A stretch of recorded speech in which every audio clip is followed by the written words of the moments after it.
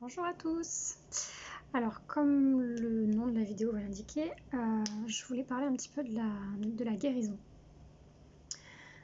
En tout cas du processus et un petit peu ce que j'en pense. Donc, pour introduire ça, je pense que c'est important de savoir déjà qu'il existe, enfin pour moi il existe 4 corps énergétiques. Notre corps ici est composé de 4 corps énergétiques. Donc on a un corps physique, on a un corps spirituel, c'est-à-dire notre esprit, un corps mental qui est relié à notre ego et un corps émotionnel, donc qui est relié à nos émotions personnelles. Donc pour moi ce qui est important à savoir, c'est que pendant un processus de guérison, pour que le processus soit complet, il faut que la guérison ait été faite sur les 4 corps qui nous composent pour qu'elle soit réellement complète. Une guérison, ça prend beaucoup de temps. Surtout plus les blessures sont profondes ou anciennes, plus elles prennent du temps à se guérir. On a un organe qui s'appelle le cœur, qui est un organe qui est extraordinaire.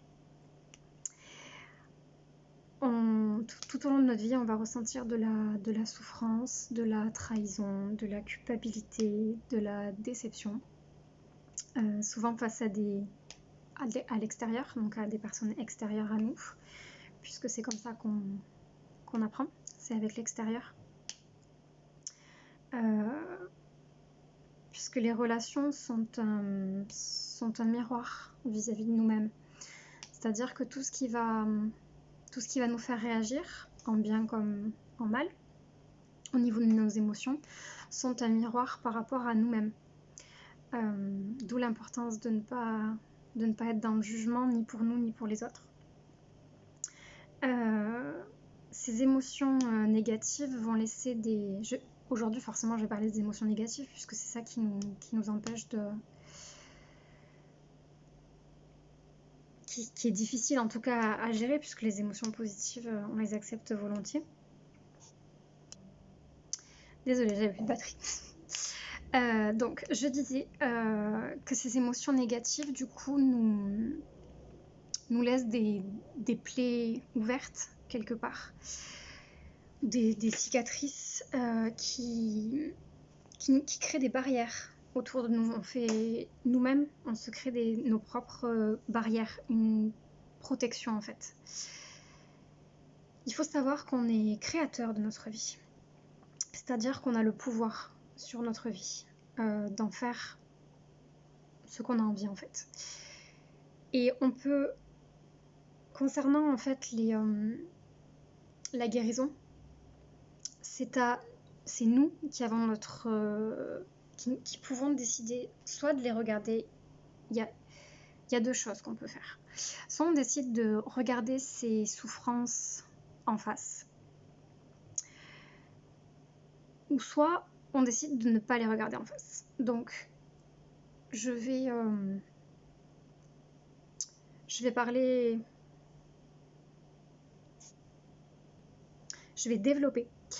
développer ces 2 points. Donc si on décide de ne pas les regarder en face, c'est parce qu'on pense avoir. On se dit qu'on a suffisamment souffert et qu'on n'a pas envie de venir remuer le couteau dans la plaie de quelque chose qui est à vif et qui fait mal. Et ça revient en fait, cette dynamique-là revient à garder toutes nos blessures. En fait, on les met de côté, mais c'est pas parce qu'on va les mettre de côté qu'elles vont plus exister. Non, en fait, quelque part, c'est quelque chose qu'on va se trimballer tous les jours. Même si on a l'impression qu'elles sont pas là, c'est très facile de savoir si elles y sont ou si elles y sont pas, puisque à partir du moment où on va parler d'un sujet en particulier qui va nous blesser, à proprement parler, qui va nous faire de la peine, qui va nous mettre en colère, et qui est dû à un événement passé, automatiquement, ça renvoie en fait à une blessure qui, soit qui n'a pas été guérie, qui n'a pas été regardée, ou qui est en cours de guérison. Donc, plus l'émotion est forte et plus ça donne un petit peu le niveau de guérison face à celle-ci. Puisque même si on les ignore, au fond, elles font partie de nous. On peut pas changer ça. Donc, les ignorer, c'est aussi les laisser ouvertes, en fait. Quand on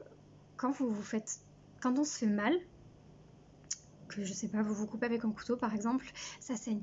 Bon, mais qu'est-ce que vous faites? Vous n'allez pas laisser la plaie saigner pendant super longtemps en attendant de vous vider votre sang, surtout selon le degré de la coupure. Non, vous allez la nettoyer, vous allez vous en occuper en fait, vous allez la nettoyer, vous allez la regarder, vous allez y poser un pansement, vous allez essayer d'arrêter l'hémorragie, vous allez vous en occuper. Bah là c'est pareil, en fait le fait de l'ignorer, c'est ne pas s'occuper de cette blessure. Donc elle va avoir du mal à cicatriser, elle risque de s'infecter, elle risque, enfin voilà, en interprétation de manière symbolique, c'est exactement la même chose. Et du coup elle reste souffrante. Voilà, ça change pas. Qu'on les ignore, qu'on les ignore ou qu'on les ignore pas, peu importe, elles resteront quand même souffrantes. Et la deuxième chose, c'est que on peut décider de les guérir. Donc ces blessures, ces souffrances, pour s'en libérer. Donc pour s'en libérer, il faut apprendre quelque part à transcender cette émotion-là. Il ne faut pas l'ignorer, l'enlever, l'annuler, la rejeter. Bon, bien sûr, ça c'est un processus, hein, donc on passe par plusieurs phases. Et c'est ok avec ça, hein, il y a vraiment aucun problème. Au contraire, faut accepter le processus qui va avec aussi. Mais le but, c'est vraiment de transcender cette émotion, cette émotion pour s'en libérer. Voilà, c'est réellement le but. Arriver à sortir d'une blessure qui nous enferme, qui nous fait nous protéger. Alors que, oui, peut-être que sur le moment, il y avait besoin de se protéger. Mais aujourd'hui, cette protection entrave plus notre propre évolution que ce qu'elle nous permet d'avancer, d'évoluer. Et justement, le corps est super bien fait, puisque le cœur, même si ça reste un organe, il a pour moi aussi des capacités qui sont extrasensorielles. Et il a la capacité de s'auto-guérir quelque part. C'est nous, on a notre propre capacité de nous auto-guérir. Malgré, peu importe, tout ce qu'on a pu souffrir. Donc il y a des niveaux de souffrance qui vont être différents en fonction de nos vécus, en fonction de nos vies, en fonction du pays dans lequel on est né, en fonction de ce qu'on a traversé. Voilà, ici, là, je suis pas en train d'essayer de faire une comparaison en essayant de dire oui, mais alors moi j'ai plus souffert parce que j'ai eu telle vie, moi j'ai moins souffert parce que oui, mais enfin voilà, il n'y a vraiment aucune comparaison à avoir en fait. Une souffrance, c'est une souffrance et on vit tous de la souffrance à des échelles différentes en fonction de comment ça va nous affecter. Mais on passe tous par des échelles plus ou moins hautes et sur des thématiques de nos vies qui sont différentes. Mais enfin voilà, c'est pas le sujet. Et ce qui est important pour guérir, c'est du courage. Il faut du courage, il faut de la persévérance, il faut de la motivation pour se libérer de ses propres prisons personnelles en fait. Et souvent, c'est des déclics. C'est des déclics. Alors, pour ma part, les déclics, ça a été à chaque fois de toucher un peu le fond. C'est-à-dire que à un moment donné, on peut toujours tomber plus bas, mais c'est, en fait, c'est au moment où on n'arrive plus. Pour moi, c'est au moment où je n'arrive plus à supporter la douleur et la souffrance parce que c'est trop lourd que j'ai le déclic. Voilà, c'est comme ça que j'ai eu le déclic en tout cas, pour ma part. Après, chacun a ses déclics différemment, hein. Tout dépend du parcours de chacun. Mais voilà, il faut aussi prendre en compte qu'il faut être patient avec soi-même et aussi bienveillant envers soi-même. Je pense que c'est vraiment des points qui sont très très importants. Et il faut comprendre aussi que cette protection qu'on se forge pour se protéger nous empêche réellement de vivre. Ça nous place vraiment dans un mode survie. Et plus les souffrances vont s'entasser, c'est-à-dire que de toute façon on en a plein des souffrances, hein, puisqu'elles démarrent dès notre enfance, voire dans des vies antérieures, mais elles s'accumulent en fait, ça fait des couches et des couches de souffrances qui s'accumulent. Et au moment où on décide en fait de les regarder pour les transcender, bah faut pas se leurrer, c'est difficile. D'où l'intérêt en fait d'être persévérant, d'être patient face à soi-même et d'être tolérant aussi face à soi-même. De ne pas se juger par rapport à ça. La guérison, c'est vraiment un processus qui est complexe, qui est difficile à vivre, mais qui est vraiment salvateur et libérateur. Et c'est quelque chose qui vaut vraiment le coup. Enfin, moi, en tout cas, je trouve que ça vaut vraiment le coup. C'est pour ça que j'en parle, sinon j'en parlerai pas. Mais les protections qu'on garde nous laissent en fait, pour moi, dans un état de léthargie. D'illusion du bonheur, en fait. On essaye de se persuader qu'on est dans le bonheur et puis on s'y habitue en plus parce qu'on est capable en tant qu'être humain de s'habituer à tout. Mais c'est pas ça le bonheur en fait. S'habituer à quelque chose pour se rendre heureux, c'est pas ça le bonheur. Donc le vrai bonheur, c'est la liberté. Pour moi, c'est la liberté. La liberté d'être soi, la liberté d'être authentique, l'être véritable qu'on est, qui en fait s'est délesté de tout ce qui nous entrave. Voilà, pour moi, c'est ça la liberté individuelle. Et le cœur nous permet en fait, malgré la souffrance émotionnelle qu'il a pu subir, d'arriver à toujours voir l'amour partout en fait autour de nous. Malgré tout ce qu'on peut ressentir, le cœur a vraiment cette capacité à voir. Donc je parle du cœur parce que le mental qui va être bloquant ne va pas le voir, mais c'est le cœur qui va le voir. On le voit dans les relations amoureuses par exemple, c'est le cas le plus frappant, c'est-à-dire que tout au cours de notre vie, on a des relations amoureuses qui vont être difficiles, qui vont être souffrantes. Et malgré ça, au bout d'un certain temps, on arrive quand même à retourner dans une relation, on arrive quand même à tomber amoureuse de quelqu'un ou tomber amoureux de quelqu'un. Donc c'est vraiment cette capacité-là que je veux mettre en valeur. Et c'est cet espoir-là qui permet de se dire que oui, en fait, l'amour existe partout autour de nous, peu importe la souffrance qui existe aussi. Pour moi, la souffrance et l'amour sont deux choses qu'il faut complètement distinguer. C'est-à-dire que c'est pas parce qu'on souffre qu'on mérite pas l'amour, et c'est pas parce qu'il y a de la souffrance autour de nous qu'il n'y a pas d'amour. C'est une vision, mais en tout cas c'est la mienne. Et décider de guérir ses souffrances personnelles, quelque part, c'est se choisir soi, en fait. Il n'y a pas de pour moi, il n'y a pas de plus grande gratitude ou de plus grande beauté dans la vie que l'accomplissement de soi-même. Et la guérison est un processus pour moi d'accomplissement. Ça en fait réellement partie. Une fois que les processus de guérison sont passés, il y a plusieurs étapes.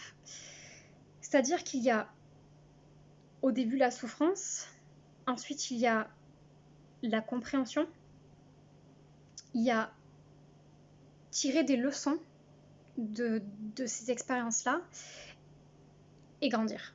Voilà. Pour moi, c'est plusieurs étapes, mais une fois qu'on a validé toutes ces étapes par rapport à une blessure qui nous est propre et qui du coup nous était très difficile à vivre, on a réellement un énorme sentiment de fierté face à ça. Un sentiment de fierté propre, en toute humilité, hein, ça n'a rien d'égotique ou quoi que ce soit. C'est vraiment de manière humble, mais c'est lié à l'accomplissement de soi-même. Parce que toutes ces étapes-là nous permettent réellement de nous ouvrir à nouveau et pleinement, sans entrave en fait à l'amour. Et pour moi, c'est ça, vivre.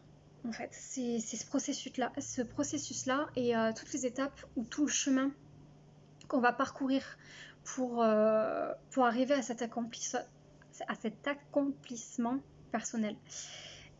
Et alors oui, des fois, enfin pas des fois, dans des processus comme ça, c'est difficile, on a envie de baisser les bras et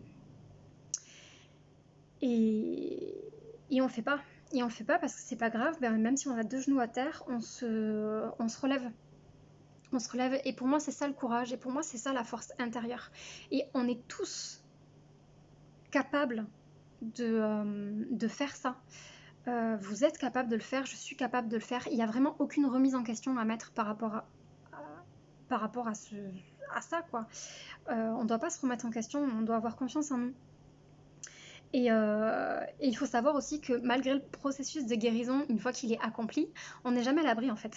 Je veux dire, on n'est pas à l'abri d'une nouvelle douleur. Ça nous immunise pas quelque part, cette force, ce processus qu'on va mettre en place, ça nous immunise pas. Par contre, ce qui change en fait, c'est la façon dont on va vivre une douleur ou une difficulté qui va se retrouver face à nous. C'est notre état d'esprit en fait qui change après ça. La vision de l'épreuve qu'on va vivre.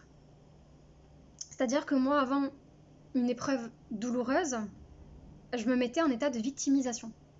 Je me sentais victime, c'est-à-dire que je râlais, je voyais les choses d'une manière négative, et qu'est-ce qui va encore me tomber dessus, et de toute façon c'est toujours pour moi, et voilà, il y a cet état en fait de victimisation, et ce changement permet en fait de sortir de cet état de victimisation et de rentrer dans un état d'opportunité. C'est-à-dire que, ok, ça c'est difficile à vivre.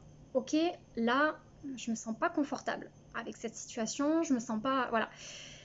Mais je sais que derrière, ça va m'apprendre quelque chose. C'est une opportunité pour moi d'évoluer.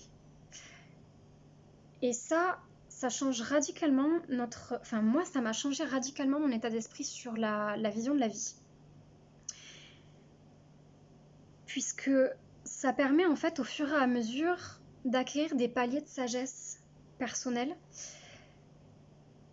La vie est plus un fardeau en fait. La vie est... Ça permet de se mettre dans le courant de la vie. C'est-à-dire que si on nage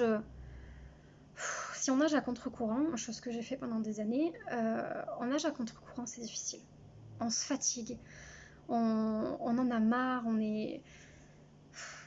c'est dur quoi. Et du coup, on tombe et puis on essaye de se relever, mais on essaye de continuer à nager à contre-courant. Donc ça devient épuisant et on n'a plus d'énergie pour on n'a plus d'énergie en fait pour même s'il y a quelque chose auquel on pourrait se raccrocher à côté avec une branche, on n'a même plus l'énergie d'aller vers la branche. On dépense toute notre énergie dans une nage à contre-courant. Alors que en suivant le courant de la vie, le courant des choses, en étant résilient, en étant dans l'acceptation et dans cette compréhension de ok, ça m'arrive, mais ça m'arrive parce que j'ai quelque chose à comprendre, ou j'ai quelque chose à guérir, ou j'ai quelque chose à évoluer. C'est toujours pour notre bien. Une difficulté est toujours pour notre bien. Elle n'est pas pour nous mettre la tête encore plus sous l'eau. C'est vraiment nous qui choisissons de comment on prend ces difficultés-là. Et ça change radicalement notre vie. En tout cas, pour moi, ça a radicalement changé ma vie et ma vision des choses.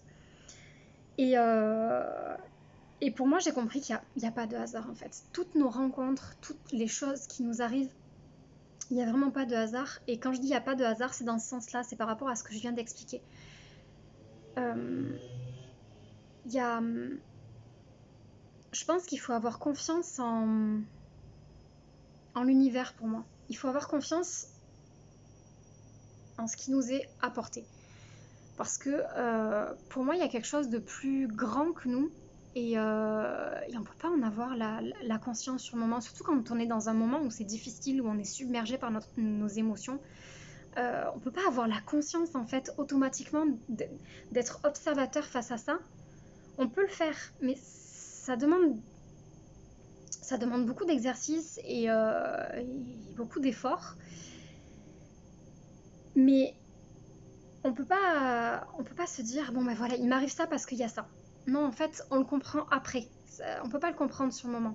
Mais du coup, c'est cet état de foi en l'univers en fait, en ce qui nous arrive et en notre propre vie.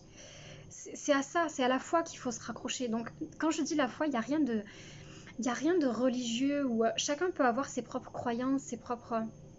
Et je suis ouverte par rapport à ça. Mais c'est vraiment la signification que je veux donner. C'est voilà, cette foi en ce qui nous arrive, en nous, en l'univers, en toutes ces choses. Et il faut qu'on sache qu'on est capable d'accomplir ce qu'on veut. La seule chose pour démarrer et pour accomplir ce qu'on veut, c'est de le décider. C'est-à-dire de décider d'avoir le courage de le faire, de décider d'aimer, de décider de nous faire confiance, de décider de créer notre vie et de décider de guérir. C'est vraiment un choix en fait.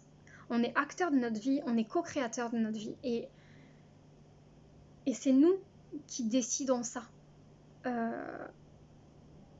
J'ai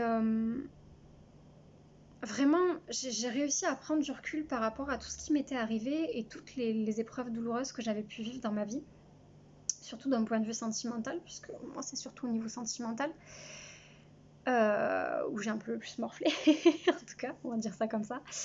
Et vraiment maintenant j'ai la compréhension des schémas que j'ai répétés encore et encore, et qui m'ont mis en fait, qui m'ont apporté encore plus, la vie m'a apporté les schémas que je mettais en fait, comment je me voyais, la confiance que j'avais en moi, comment je me ressentais, et du coup c'est ça qui impactait mes schémas personnels de vie.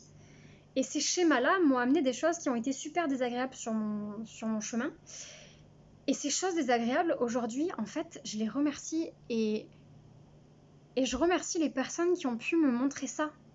En fait, ça n'a pas de prix pour moi parce que c'est grâce à ces personnes-là que j'ai pu me reconnecter à moi-même, que j'ai pu aujourd'hui apprendre à me respecter, que j'ai pu apprendre à m'écouter, à poser en fait mes limites et à me connaître. Tout ça, c'est la connaissance de soi et l'amour propre de soi-même.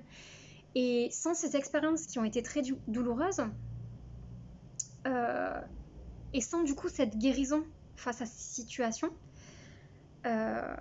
c'est ces deux choses-là qui m'ont permis en fait d'avoir la sagesse par rapport à certaines choses et d'avoir réellement une compréhension.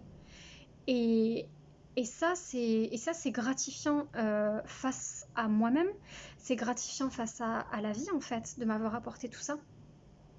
Et ça n'a pas de prix, ça n'a pas de prix concrètement. Et, et voilà, je pense que j'ai dit tout ce que j'avais à dire. Donc à vous de décider maintenant, j'espère que que ça vous a aidé. Et à vous, si vous ne l'avez pas déjà fait, de décider qu'est-ce que vous voulez. Guérir ou ne pas guérir. Et y a aucun jugement là-dedans. Parce que je pense qu'il faut être prêt. Il y a un moment en fait pour ça. Il y a un moment, il y a des épreuves à passer avant de se dire et avant d'avoir le déclic, d'être prêt à, à affronter cette guérison parce que quelque part c'est un défi, hein. C'est un défi personnel et, euh, et ça arrivera au bon moment. Voilà. Moi, c'est pas arrivé avant parce que c'était pas le bon moment. Et je pense on est et vous êtes au au bon endroit, au bon moment, toujours. Y a pas de hasard avec ça. Donc, euh, donc voilà. Si vous avez regardé la vidéo d'ailleurs, pour moi, il n'y a pas de hasard non plus. Ça a un lien. Et voilà. Mais je pense que c'est vraiment important de se poser la question à soi-même, qu'est-ce que je veux en fait? La souffrance ou la liberté? Et déjà, de prendre conscience et de se poser la question, c'est déjà un pas qui est énorme parce que ça pose un objectif. Et quand on pose un objectif comme ça, sans forcément vouloir forcément atteindre le but, parce que c'est pas le but qui va être important, c'est les petits pas que vous allez faire au fur et à mesure et le chemin en fait, le cheminement qui va amener vers la connaissance de vous-même, la connaissance de soi. Voilà. Merci de m'avoir écouté.